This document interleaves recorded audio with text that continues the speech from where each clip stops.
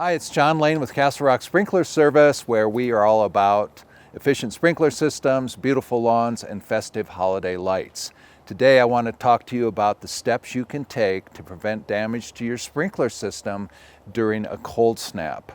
Now, we have a cold snap coming a full 30 days before our average first freeze here in the metropolitan area. It's projected to get down to 22 overnight. That is cold enough to do damage to sprinkler systems. So let's talk about where the damage is going to occur. So we have the pipes in the ground. We don't have to worry about those because the ground is warm. It's not going to freeze anytime soon. Not even in the next 30 days will the ground be frozen. We have the boxes where the valves are contained. We don't have to worry about that because they are in the ground and the ground is warm. Our main concern is the exposed pipes at the side of the house, which is known as the backflow. This contains water, and the water, when it freezes, it expands, and when it expands, it ruptures the pipe, it pushes parts out of the top, it does significant damage. So at 22 degrees, if you don't do anything, I can pretty well assure you that you're going to have some damage to your sprinkler system. So let's walk through the things that you can do to hopefully prevent anything happening to your system. The very first thing, and if you do nothing else, let's go downstairs in your basement, find the shutoff valve for your sprinkler system, and turn it off. From there, there's a little drain cap. We're going to open that up, and we're going to start to drain the water from the backflow. The more water we can get out of the backflow device, the better off we're going to be as far as preventing any freezing damage. So essentially what I'm showing you here is how to drain your backflow. So with that, after you've shut the water off downstairs and you open the drain, and you'll notice probably not much water has come out because it's not vented yet. And so we're going to go back upstairs to the backflow and we're going to open up some valves. So let me show you what I want you to do. The first thing I want you to do is turn these shutoff valves, these handles, and all of you should have two of them, some may not, to 45 degrees, half on and half off.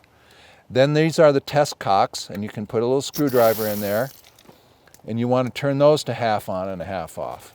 Now with that done, you're going to start to see water come out of the drain vent downstairs. And the last thing you can do is you can open, if you're fortunate enough to have one, you open this little drain cap and you can see water's flowing nicely from there.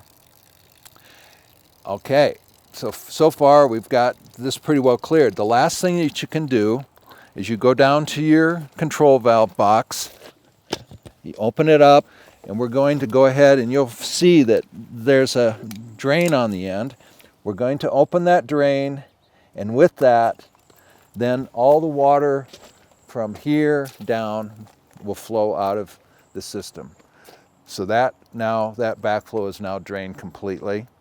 Finally, the last step you want to do, just as a precaution, is we're going to get a couple towels. We're going to wrap this backflow. We're going to put a plastic bag over it, seal it up, just in case there's any water hiding in there that just didn't come out with this process.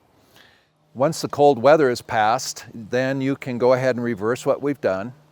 You go down and you put the cap back on the drain downstairs. You turn these valves to the off position, open your water, and then come back up here and open those valves, and your system will be ready to go again. Now, just let me caution you, when you turn this back on, your system back on, be looking to see if there was damage. There'll be some very obvious ones where if pipes have ruptured, the water will just be clearly shooting out of the pipe and you'll see it. But maybe the more subtle one is the top, the pop and bonnet.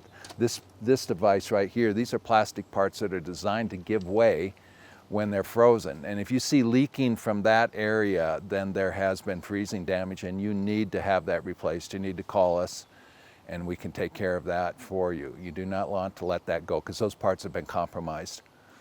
So see the link below. Schedule your winterization appointment as soon as possible. Call the office if needed, and we'll get you on the calendar. The first freeze date is October 8th, and so you want to make sure you get it done before then, or if you want to throw dice and go beyond that so you can keep watering, that's fine. A lot of people do that, most do, but if you really want to be safe, you do it before that first freeze in October. I want to thank you for watching today. Call the office if you have questions. Be happy to answer anything. Put some questions in the links below, in the comments below. We appreciate having you as customers. We wish you well, and I hope our paths cross soon.